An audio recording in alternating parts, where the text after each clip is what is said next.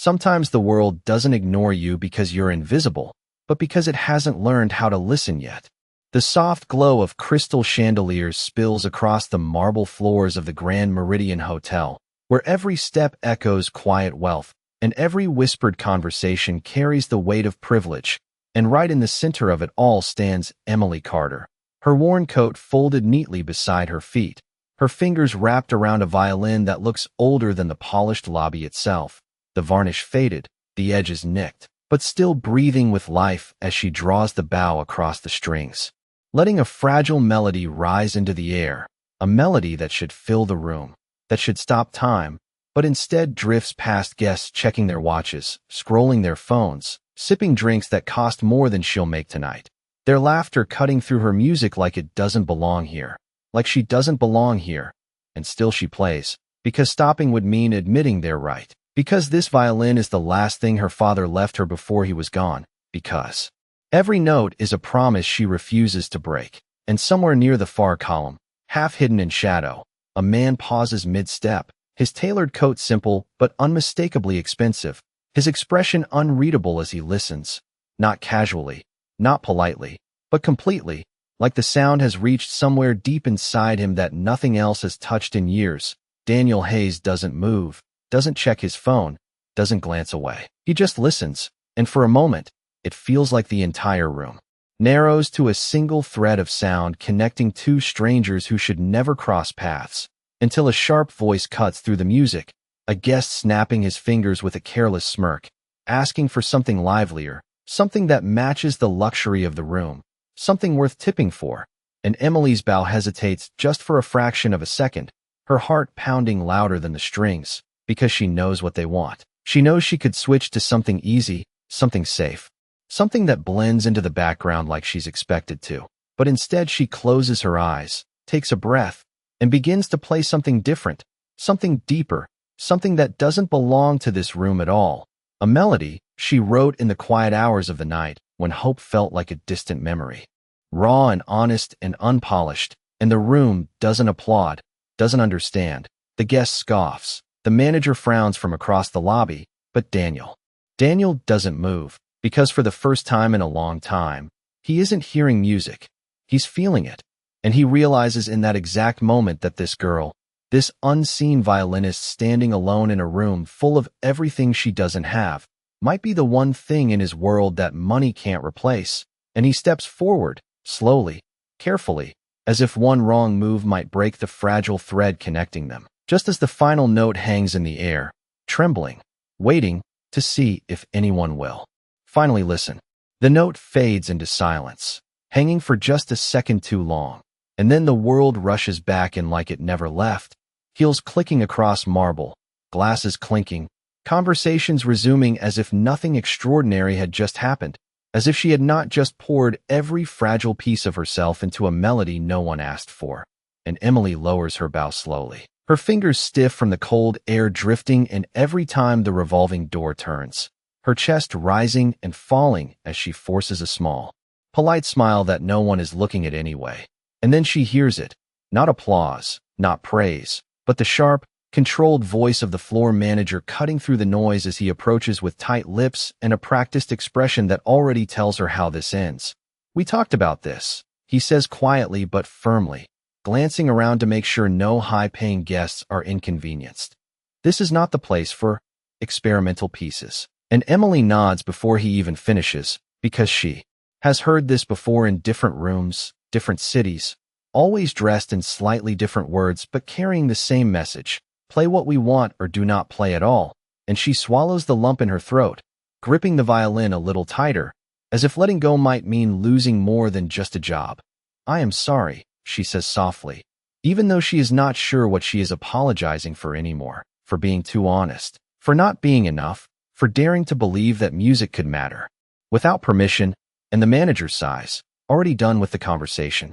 "Finish this set, and then you can collect your things," he says, turning away before she can respond, before he has to see the way her eyes flicker just slightly, like something inside her has dimmed but refuses to go out completely.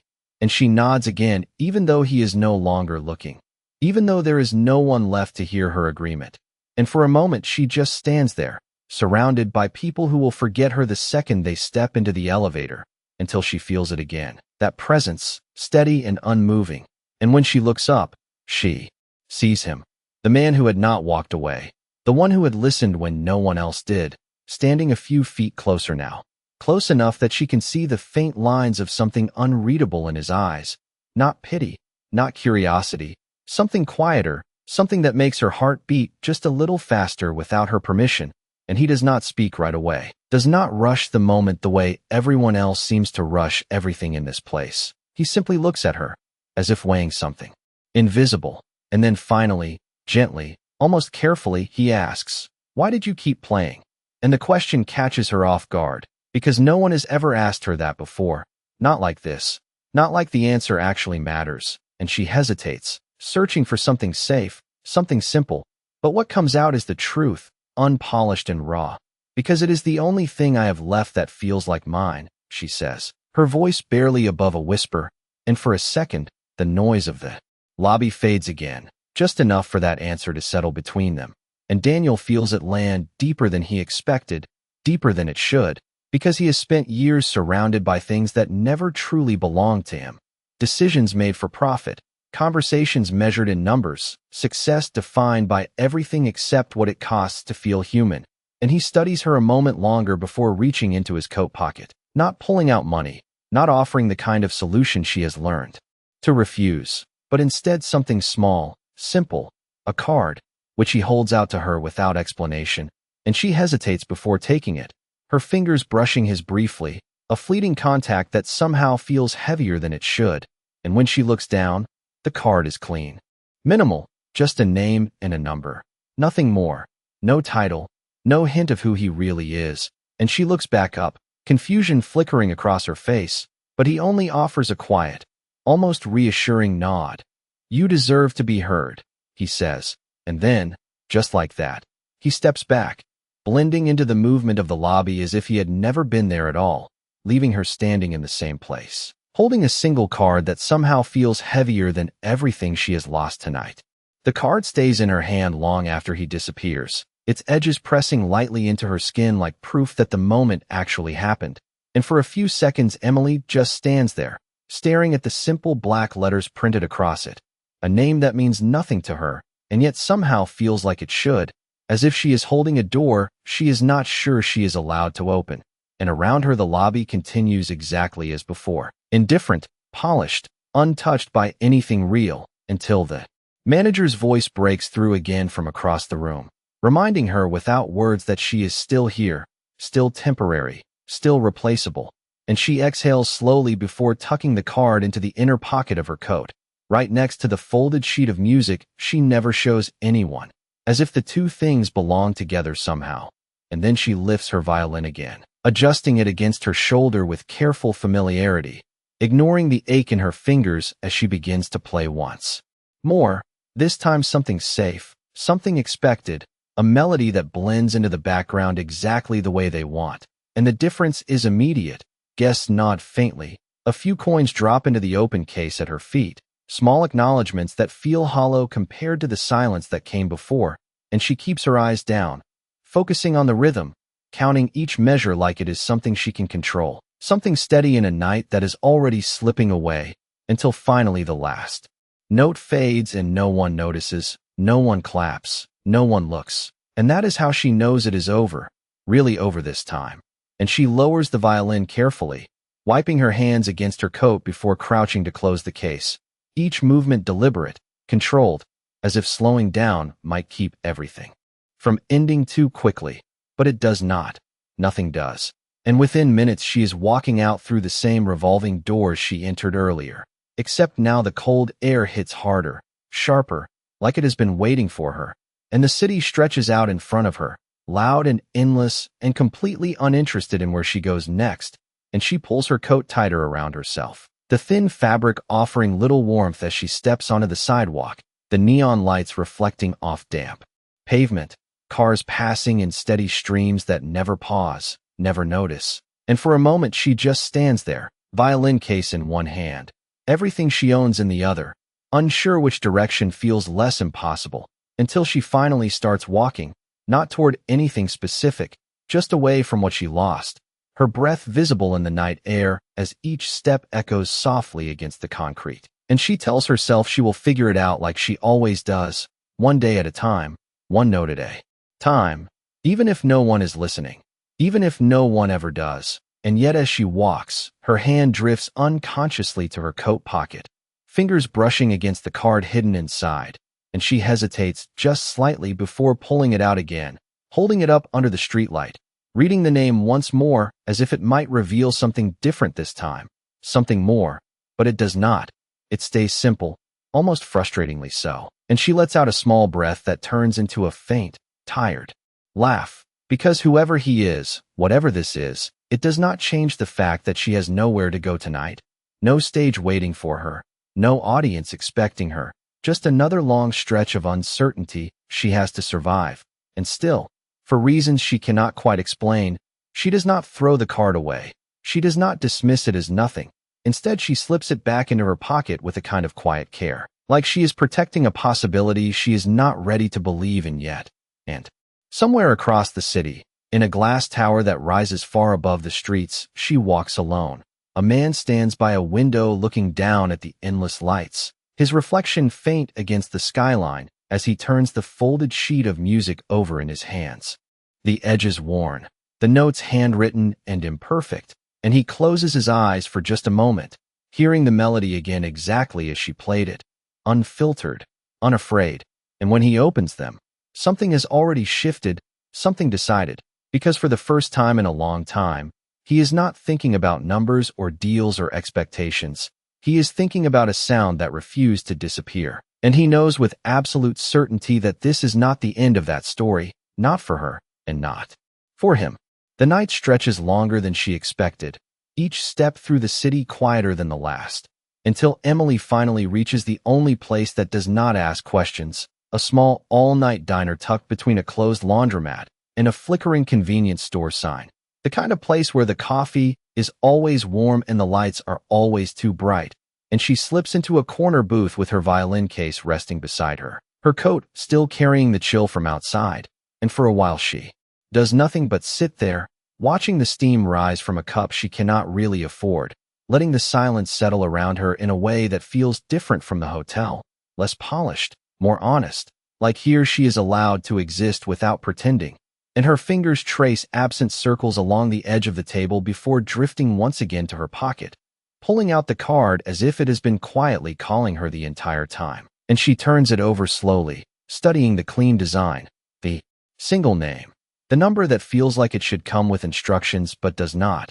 And she wonders what kind of person offers something like this without explanation, without pressure, without even asking for anything in return. And the question lingers longer than she expects. Because in her world, nothing is ever that simple, nothing is ever given without a cost. And yet when she closes her eyes, she can still hear his voice, calm and steady, not promising anything, just stating something she has not heard in a long time, that she deserves to be heard. And the words echo quietly in her mind, not loud, not overwhelming, but persistent, like a note that refuses to fade. And she exhales slowly before reaching for her phone, hesitating for just a second as doubt creeps in, telling her this is probably nothing, probably a mistake, probably another door that will close before she even touches it. But something in her refuses to let it go, something small but stubborn that has carried her this far, and before she can overthink it, she dials the number, her heart beating just a little faster as the phone rings once, twice, each second stretching longer than it should, until suddenly the line clicks and a calm, professional voice answers, asking how they can assist her. And Emily blinks in surprise, sitting up slightly as she realizes this is not a personal phone, not a casual connection. This is something structured, something far bigger than she expected. And for a moment, she almost hangs up, almost apologizes and disappears back into the quiet life she understands. But instead she clears her throat softly and says the only thing she can think of, "I was given this number." Her voice steady despite everything. And there is a brief pause. On the other end, the kind of pause that suggests recognition, and then the tone shifts ever so slightly, becoming more attentive, more focused, as the voice asks her name. And when she answers, there is another pause, longer this time, followed by a simple request for her to hold. And the soft music that replaces the silence feels strangely ironic, as if the world has decided to test her patience one more time. And she leans back in the booth, staring at the ceiling as seconds pass, her grip tightening unconsciously around the phone, until finally the line clicks again. But this time it is not the same voice. This time it is him, unmistakable even through the distance. "Emily," he says, not as a question, but as if he already knows, as if he has been expecting this call all along. And something inside her shifts, subtle but undeniable, because for the first time since she stepped out into the cold, it feels like the path in front of her might not be completely empty after all. The sound of his voice on the other end of the line settles something inside her that she did not even realize was shaking. And for a brief second, Emily forgets where she is, the hum of the diner, the clatter of dishes, all of it fading into the background. As she grips the phone a little tighter, unsure of what to say now that she has reached him, now that this is real. And there is a quiet pause, not uncomfortable, just waiting, as if he understands she needs a moment to catch up to everything that has just happened. And then she exhales softly and says, "I did not think you would answer," her voice honest, unguarded in a way she usually avoids. And Daniel lets out a faint breath on the other side, almost like a quiet smile she cannot see. "I was hoping you would call," he replies, simple, direct, no hesitation, and the words land differently than she expects. Not like a promise, not like pressure, just a statement that feels steady enough to stand on. And she glances down at the table, her fingers tracing the rim of the coffee cup as she searches for something safe to say, something that does not reveal how much that one sentence means, but nothing safe comes. So instead she asks the question that has been sitting in her chest since the moment he handed her the card. "Why?" And there is another pause, longer this time, as if he is choosing his answer carefully, not because he has to, but because he wants it to matter. And when he speaks again, his voice is quieter, more personal. "Because you played like no one ever listened before, and still chose to play anyway." And Emily closes her eyes for just a second, the memory rushing back, the cold lobby, the dismissive looks, the moment she almost stopped, and she swallows hard, her voice softer now. "That does not usually lead to anything good," she admits, and Daniel does not rush to contradict her, does not offer empty reassurance. Instead, he lets the truth sit there between them before responding. Maybe not, but it should. And something about the way he says it, not as an opinion but as a quiet certainty, makes her pause, makes her wonder what kind of world he lives in where that could be true. And she shifts slightly in her seat, grounding herself in the present, in the worn booth, in the reality she understands. "So what is this?" she asks, finally voicing the question she has been avoiding. And for the first time since the call began, there is the faintest hint of hesitation on his end, not uncertainty, but restraint, like he is deciding how much to reveal. "It is an opportunity," he says carefully, "but not the kind you are used to." And Emily lets out a quiet, almost skeptical breath, because she has heard versions of that before, offers that sound generous until they are not. And she leans back slightly, her eyes drifting to the window where the city keeps moving without her. "Opportunities usually come with conditions," she says, her tone steady, not accusing, just experienced. And Daniel's answer comes without delay. "Then do not accept any you do not agree with." And that catches her off guard more than anything else he has said, because there is no pressure behind it, no expectation, just a door left open. And she finds herself sitting a little straighter, her curiosity quietly replacing her doubt. "And what if I say no?" she asks, testing the edges of whatever this is. And there is a brief silence before he answers, calm as ever. "Then nothing changes, except I will still be someone who heard you." And for a moment, everything stills again.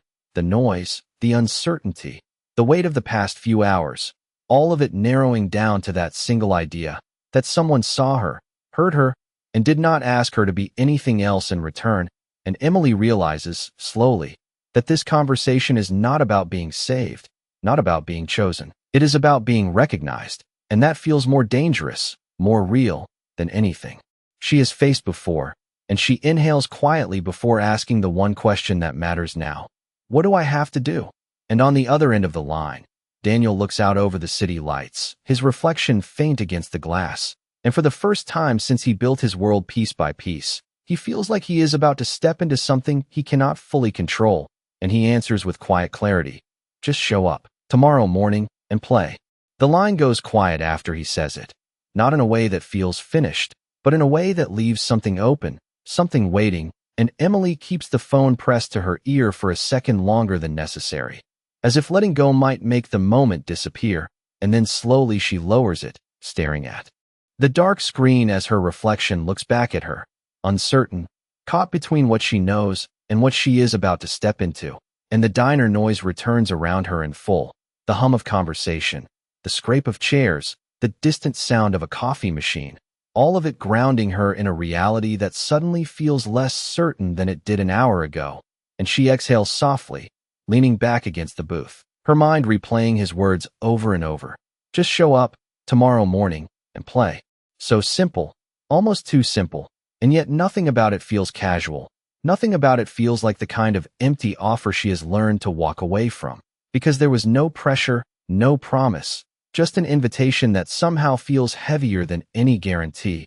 And she glances down at her violin case, her fingers brushing lightly over the worn surface, remembering the sound of the string earlier, the slight crack that ran deeper than she first thought, and reality presses back in, sharp and practical, because tomorrow morning means nothing if she cannot even be ready for it. And she swallows, reaching down to open the case slowly, carefully, as if she is afraid of confirming what she already knows. And when the lid lifts, her breath catches just slightly as her eyes trace the thin fracture along the body, small but enough to change the sound, enough to make her hesitate, and she runs her fingers gently along the edge, as if she could smooth it back into place, as if time could reverse with enough care, but it does not, and she closes her eyes briefly, the weight of everything settling in at once, the job she lost, the uncertainty ahead, and now this, the one thing she trusted to carry her through it all. And for a moment doubt rises again, stronger this time, louder, telling her this is exactly why she should not believe in anything unexpected, why she should stay where things make sense even if they hurt. But then she remembers the way he listened, the way he did not look past her, and something steadies inside her, quiet but firm, and she opens her eyes again, determination replacing hesitation as she gently closes the case, her grip tightening just enough to remind herself that broken does not mean finished. And she reaches into her coat pocket, pulling out the last few bills she has, counting them quickly, not much, barely enough for anything, but enough for a small repair if she is careful, if she finds the right place, and she slides out of the booth, leaving a few dollars on the table for the coffee before stepping back out into the night. The air colder now, sharper, but somehow easier to face, and as she walks, her pace shifts, no longer wandering, now directed, purposeful, because for the first time in a long time, she is not just moving away from something, she is moving towards something, even if she does not fully understand what it is yet. And across the city, Daniel stands in his office, the skyline stretching endlessly beyond the glass, his phone resting in his hand as he replays the conversation in his mind, not analyzing it, not calculating it, just feeling it in a way he has not allowed himself to feel in years. And he sets the phone down slowly, turning toward the quiet room, behind him where everything is controlled, predictable, and suddenly not enough. And he knows tomorrow is not just about her showing up, it is about whether he is ready to change the rules of the world he built. And for the first time, that possibility does not feel like a risk, it feels like something necessary. The city is quieter just before sunrise, like it is holding its breath, and Emily feels it as she steps onto the empty sidewalk, the faint glow of early morning light barely touching the tops of buildings, her violin case held close against her side as she walks with purpose, her steps quicker now, guided by something stronger than doubt. And after asking around, following directions from a late-night cashier and a street vendor setting up for the day, she finally finds the small repair shop. Tucked between two aging storefronts, its sign slightly faded but still standing, and she hesitates only for a moment before pushing the door open, the soft chime echoing gently as she steps inside, the air warm and filled with the scent of wood and varnish, a quiet contrast to the cold outside. And behind the counter stands an older man, his glasses resting low on his nose as he looks up from his workbench, studying. her with calm curiosity, and she offers a small, respectful nod before placing the violin case carefully on the counter, her fingers lingering for just a second before she opens it, revealing the crack she had tried not to focus on, and the man leans in slightly, examining it without touching, his expression thoughtful, experienced, and after a moment, he exhales softly. "It is not beyond saving," he says, his voice steady, "but it needs care, real care." And Emily feels a small wave of relief. Before reality quickly follows. "How much?" she asks, her voice quiet but direct, and the man hesitates just briefly before naming a price that lands heavier than she expected, not unreasonable, just more than she has, and she nods slowly, absorbing it, her mind already calculating what she can do, what she can give up, and without hesitation she reaches into her pocket, placing everything she has on the counter, bills and coins, her entire world reduced to a small, uneven pile, and the man looks down at it, then back at her, his gaze softening slightly as he understands more than she has said, and for a moment the room is silent except for the faint ticking of a clock on the wall, and then he gently pushes a portion of the money back toward her. "This is enough for now," he says, not as charity, but as a quiet decision, and Emily blinks in surprise, her voice catching slightly. "I will pay the rest," she says quickly, almost instinctively, and he nods once, accepting that without question, because he knows that for someone like her, dignity matters more than anything else, and she exhales slowly, relief mixing with something deeper, something like hope, as she watches him carefully lift the violin, handling it with respect, with understanding, like it is more than just an instrument. And as he begins his work, she steps back, her hands empty now but her chest feeling lighter, and she glances at the clock. Time moving faster than she expected, the morning approaching quickly, and she knows she cannot stay, cannot wait. And so she thanks him quietly before stepping back out into the early light, the city beginning to wake around her, the first signs of movement returning to the streets, and she pulls her coat tighter, not from cold this time, but from anticipation, because she has made her choice. She is going to show up, no matter what happens next. And across town, Daniel stands in a large, empty auditorium, rows of seats stretching out before him, the stage lit softly as preparations move quietly in the background, staff adjusting lights, setting equipment, everything controlled, everything precise. But his focus is not on any of that. His attention fixed on the center of the stage where a single microphone stands waiting, and he takes a slow breath, knowing that in just a few hours, this space will either confirm everything he believes, or prove that even something real can disappear if it is not given the chance to be heard. The morning air feels different now, not just colder but sharper, like every breath carries weight, and Emily feels it with each step as she approaches the address he gave her, the buildings growing taller, cleaner, more distant from anything she recognizes, until she finally stops across the street, her eyes lifting slowly to take in the glass tower rising above her, sunlight reflecting off its surface in a way that almost makes it impossible to look at directly.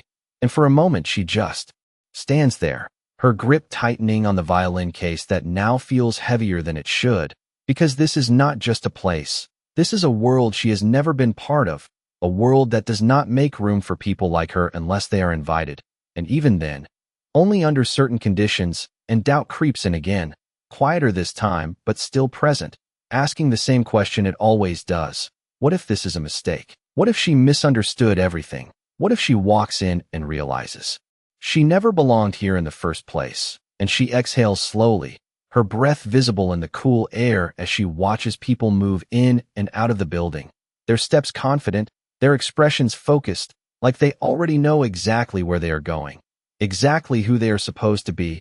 And for a second she considers turning around, slipping back into the life she understands, the one that may be difficult but at least does not demand more than she can give. But then she remembers his voice, steady and certain, not asking her to change, not asking her to prove anything, just asking her to show up. And something inside her settles again, not completely, but enough, and she takes a step forward, then another, crossing the street with measured determination until she reaches the entrance, the glass doors sliding open automatically, as if the building itself has decided to let her in. and the lobby inside is nothing like the hotel she left behind. There is no artificial warmth, no forced elegance, just quiet precision, clean lines, controlled movement, everything designed to function, not impress. And she hesitates for only a second before walking up to the front desk, her voice steady despite the way her heart is beating. "I am here to see Daniel Hayes," she says, the name feeling unfamiliar and yet strangely grounded now. And the receptionist looks up, her expression neutral at first before something shifts, subtle but immediate, and she nods without question, without doubt. "They are expecting you," she replies. And those 3 words land harder than anything else so far. Because expectation means this was not chance. This was not a casual gesture. This was planned, intentional, and Emily feels it as she is guided toward the elevator, each step pulling her further into something she can no longer step away from. And as the doors close and the elevator begins to rise, the city shrinking beneath her, she looks down at her reflection in the mirrored wall, taking in the worn coat, the tired eyes, the violin case held tightly in her hand, and for the first time she does not try to hide it, does not try to adjust or pretend. She just stands there as she is, because if this moment is real, if this opportunity is real, then it has to be enough. And when the elevator finally stops and the doors open, she steps forward into a quiet hallway that leads towards something unknown, something waiting, and at the end of that path, behind a door she has not yet reached, Daniel stands alone, his hand resting lightly on the edge of a table as he listens to the faint echo of footsteps approaching, knowing without needing to be told that she chose to come. And as the distance between them closes, something shifts again, not just in her world, but in his, because this is the moment where observation ends and everything becomes real. The hallway feels quieter than anything she has walked through before, not empty, but intentional, like every sound is meant to be there and nothing more. And Emily's footsteps soften instinctively as she moves forward, her grip tightening slightly around the violin case as she approaches the door at the end, her reflection faintly visible in the polished surface beside it. And for a brief second she pauses, not out of fear, but out of awareness, because she knows that whatever is on the other side of that door is going to change. Something, even if she cannot yet define what. And she exhales slowly before raising her hand and knocking gently. The sound controlled but clear, and there is no delay, no waiting. The door opens almost immediately, and there he is, exactly as she remembers, and yet completely different in this space. Daniel Hayes stands before her, not hidden in shadow now, not blending into the background, but fully present, fully visible. And the room behind him reflects that, wide windows overlooking the city, clean lines, quiet authority, everything about it confirming what she has not yet fully allowed herself to believe. And for a moment she does not step inside. She just looks at him, her eyes searching for the same man who stood in the lobby and listened without judgment. And she finds him there, unchanged, steady, and that is what allows her to take the next step forward, crossing the threshold without needing to be asked. And the door closes softly behind her, sealing the outside world away. And for a few seconds neither of them speaks, the silence not uncomfortable, just real, like both of them understand that this is not a casual meeting. This is something that carries weight. And finally Daniel gestures lightly toward the center of the room, where a simple chair and a music stand have been set up, nothing extravagant, nothing distracting, just space. And Emily's eyes move from him to the setup and back again, her voice quiet but direct. "This is it?" she asks, and he nods. "Once, this is it," he replies, no explanation, no added detail. And she feels something shift inside her again, because there are no instructions, no expectations laid out in front of her, just an open space and a choice. And she steps forward slowly, placing the violin case on the chair before opening it with careful precision. Her fingers steady despite everything. And when she lifts the instrument, she pauses for just a moment, feeling the slight imperfection beneath her hand, the reminder that it is not perfect, that neither is she. And yet she positions it anyway, resting it against her shoulder as she closes her eyes briefly, grounding herself in the one thing that has always been true, the music. And across the room Daniel watches quietly, not interrupting, not guiding, just present, allowing her to take control of the moment entirely. And when she finally draws the bow across the strings, the first note fills the room in a way it never did in the lobby, not because it is louder, but because it is heard, fully, completely, every vibration carrying through the space without interruption, and Emily feels it immediately. The difference, the way the sound expands, the way it exists without being pushed aside, and she lets herself lean into it, letting the melody build naturally, not performing for approval, not adjusting for expectation, just playing, honestly, openly. And as the music unfolds, something changes in the air between them, something unspoken but undeniable, because this is no longer about a chance encounter or a simple invitation. This is something deeper, something that connects two completely different worlds through a single thread of sound. And when the final note lingers and fades, Emily lowers the bow slowly, her breathing steady but her heart racing. And for a moment she does not look at him. She just stands there, waiting, not for judgment, not for validation, but for whatever comes next. And when she finally lifts her eyes, Daniel is still there, still watching. But there is something different now, something resolved, something decided, and he takes a step forward, his voice calm but carrying a weight that changes everything. "That is exactly why I brought you here," he says. And in that moment, Emily realizes this was never just about being heard, it was about being seen in a way that cannot be ignored. The silence after the final note does not feel empty this time. It feels full, like the room itself is holding onto the sound, and Emily lowers her violin slowly, her fingers still resting lightly on the strings as if she is not ready to let go of what just happened. And for a brief moment she forgets where she is, forgets who is standing in front of her, because that feeling, that rare, unmistakable feeling of being fully heard, has settled deeper than she expected. And when she finally looks up, Daniel is already watching her, not with surprise, not with evaluation, but with a quiet certainty that feels almost unsettling in its calmness. And he takes another step closer, closing the distance between them just enough to shift the space from formal to something more real, more direct, and he nods once, as if confirming something only he understood before this moment. "You do not need a stage to be extraordinary," he says, his voice steady, measured, "but the world needs to hear you on one." And the words land carefully, not overwhelming, not exaggerated, just placed exactly where they need to be. And Emily feels them settle, not as praise, but as something heavier, something that carries expectation without forcing it. And she exhales quietly, her grip loosening slightly on the violin as she studies him, trying to understand what this really is, what he is really offering. And she sets the instrument back into its case with deliberate care before straightening, her voice calm but grounded. "You still have not told me what this is," she says, not challenging, just clear. And Daniel does not look away, does not soften the reality of it. Instead, he gestures toward the large window behind him, the city stretching out below them in endless motion. This city moves fast. He begins. It decides quickly what matters and what does not. And most people never get the chance to change that.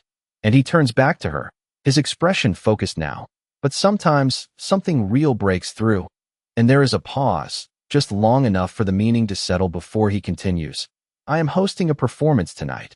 And Emily's eyes flicker slightly, the shift immediate. Because tonight is not some distant possibility, it is now, it is immediate, it is something she cannot prepare for in the way she understands. And she inhales slowly, her mind already racing ahead. "A performance for who?" she asks, her voice steady but edged with uncertainty. And Daniel answers without hesitation. "For people who decide what gets seen and what gets forgotten." And the weight of that statement lands between them, heavy, undeniable, and Emily feels it press against every doubt she has ever carried, every reason she has been overlooked. And for a second she looks down, her thoughts moving faster than she can organize, because this is not just an opportunity. This is exposure. This is risk. This is stepping into a space where she has nothing to hide behind. And she looks back up at him, searching for something, a catch, a condition, anything that would make this easier to understand. But there is nothing, just the same steady presence, the same quiet belief that has followed her since the moment he stopped in that lobby. And she lets out a slow breath, her voice softer now, but still firm. "And you think they will listen?" she asks, And Daniel's answer comes without hesitation, without doubt. They will if you give them something they cannot ignore. And the room falls quiet again, not with uncertainty this time, but with possibility. And Emily realizes that this is the moment where everything shifts. Not because he is offering her something, but because he is placing the choice entirely in her hands. And for the first time, that does not feel like pressure. It feels like power. The weight of his words does not fade when the silence returns. It settles deeper, pressing against every doubt Emily has carried for years. And she stands there for a moment longer than expected, her fingers lightly brushing the edge of her violin case, as if grounding herself in something familiar, something real, because everything else feels like it is moving too fast, too suddenly. And she looks out toward the city through the glass, watching the endless motion below, people moving with purpose, unaware of the moment unfolding above them. And she realizes that tonight, if she says yes, she will not be invisible anymore. She will not be background noise. She will be seen, judged, remembered, or dismissed. And that truth carries both fear and something else she has not felt in a long time, something that feels dangerously close to possibility. And she turns back to him, her voice quieter now but steady. "What if I fail?" she asks, not out of weakness, but honesty. And Daniel does not hesitate, does not soften the reality of the question. Instead, he answers with the same calm certainty he has held from the beginning. "Then you will have done something real." And the simplicity of that answer catches her off guard, because it does not promise success. It does not guarantee anything except truth. And for a moment, she just studies him, searching for something hidden, something that makes this easier to categorize. But there is nothing there except belief. And she exhales slowly, feeling the shift happen inside her, not loud, not dramatic, but steady, like a decision forming piece by piece. And she nods once, small but certain. "Okay," she says, the word carrying more weight than anything else she could have chosen. And Daniel nods back, not surprised, not relieved, just acknowledging the moment as if he knew this was where it would lead.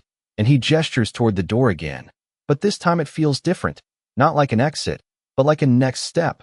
"We do not have much time," he says, his tone shifting slightly, more focused now. "There is preparation, not to change what you are, but to make sure nothing distracts from it." And Emily picks up her violin case, holding it with a renewed sense of purpose.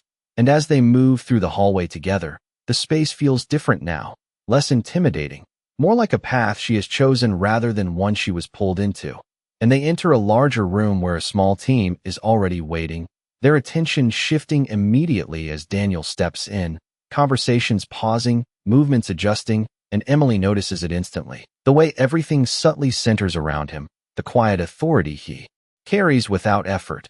And for the first time she sees it clearly, not just hears it. This is not just a man who listened in a lobby. This is someone who controls rooms, decisions, outcomes.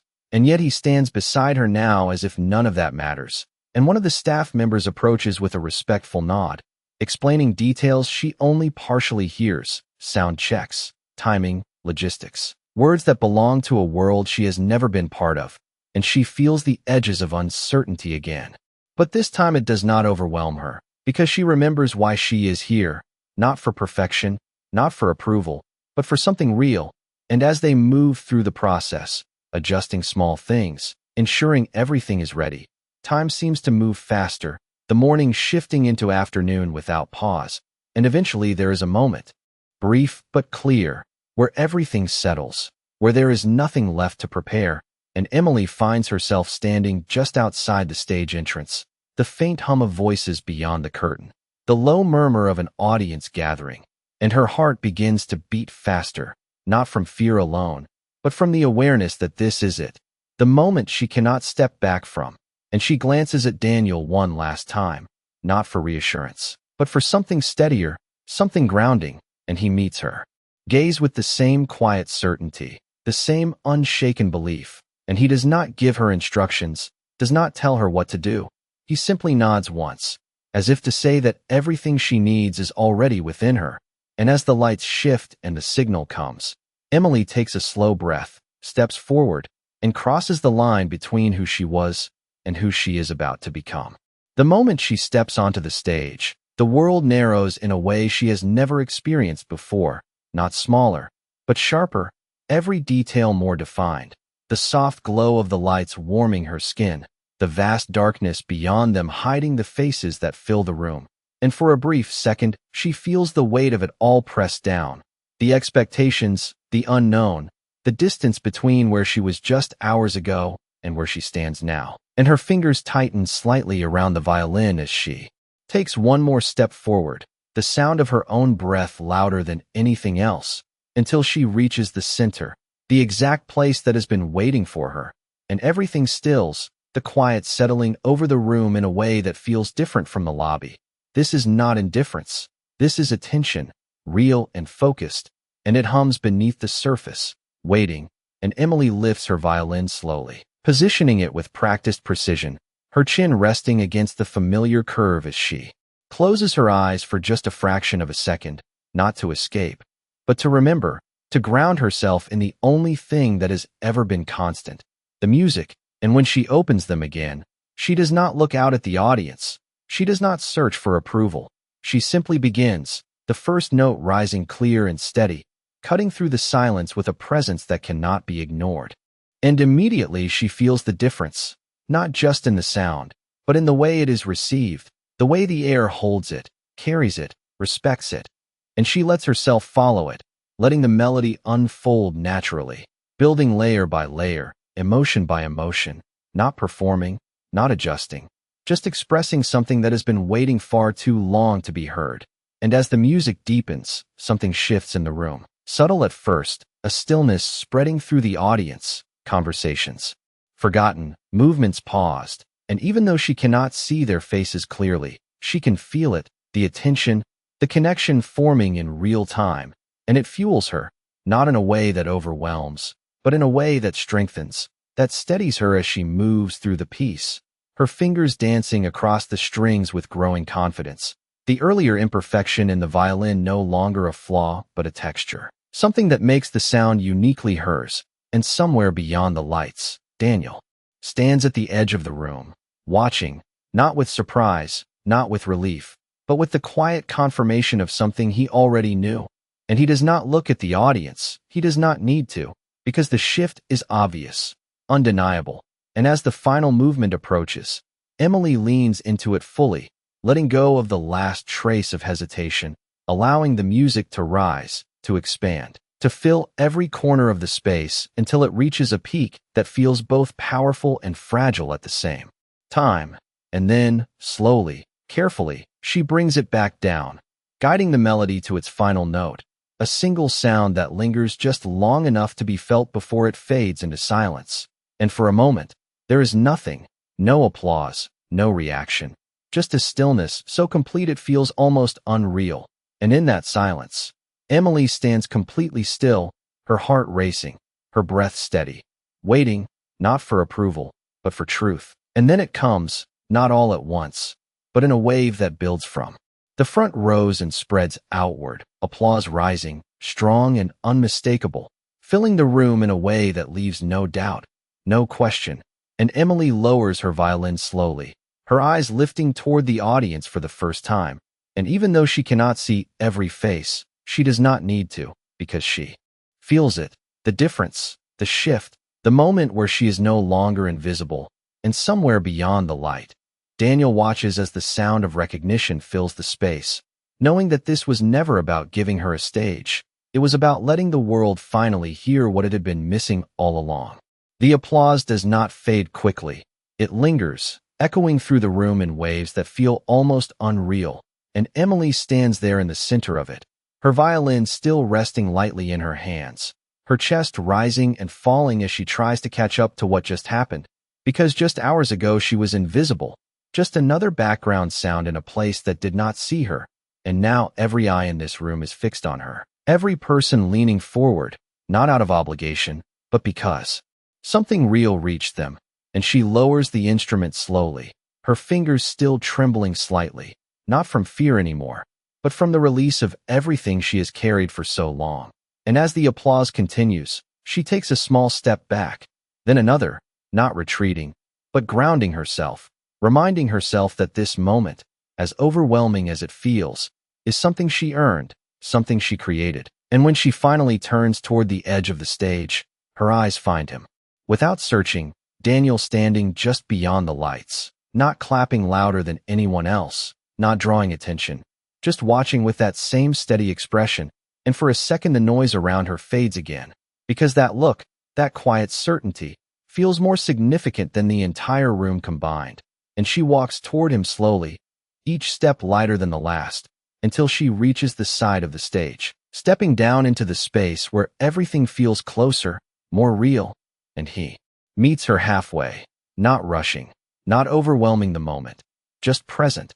And when they stand face to face again, there is no need for immediate words, because everything that needed to be proven already has, and Emily lets out a small breath she did not realize she was holding, her voice soft but steady. They listened, she says, not as a question, but as a realization, and Daniel nods once, his gaze unwavering. Of course they did.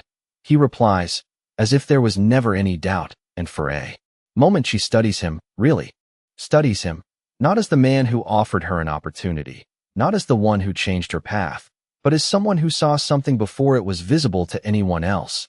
And she feels the weight of that recognition settle differently now, less uncertain, more grounded, and she glances briefly back toward the stage, the audience still buzzing, still talking, still reacting, and then back to him. What happens now? She asks. And this time the question is not filled with fear, it is open, ready. And Daniel takes a slow breath, the city lights faintly visible beyond the glass behind them, and he answers without hesitation. Now, you decide what you want this to become, and the simplicity of that answer lands deeper than anything else, because once again, he is not taking control, not shaping her future for her. He is placing it entirely in her hands, and Emily feels it. The shift from being given a chance to owning it, and she looks down briefly at her violin, the same instrument that carried her through every moment of doubt, every quiet struggle, now resting steady in her grasp. And when she looks back up, something in her expression has changed, not dramatically, but enough to show that she understands, that she is no longer waiting to be chosen. She is choosing, and she nods slowly, a small but certain movement, and in that moment, the space between them feels different, no longer defined by distance or difference, but by something shared, something built on truth. And as the lights begin to dim and the room slowly transitions to whatever comes next, Emily takes one more look at the stage, at the place where everything shifted, and then back at the man who saw her before anyone else did. And for the first time, the future does not feel like something to survive. It feels like something she is ready to step into.